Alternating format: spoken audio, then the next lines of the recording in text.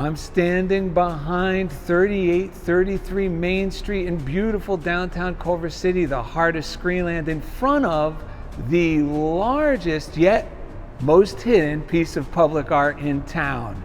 And this mural of Laurel and Hardy measures in at a whopping 1,000 square feet.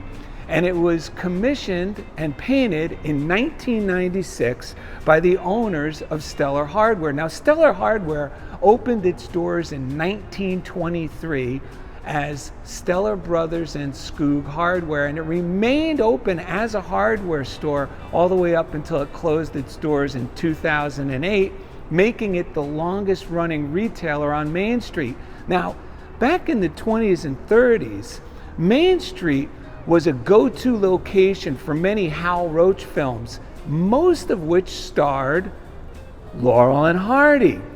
So it made perfect sense that they would be the stars on this mural. Now, in 1996, however, this was not obstructed by a parking garage.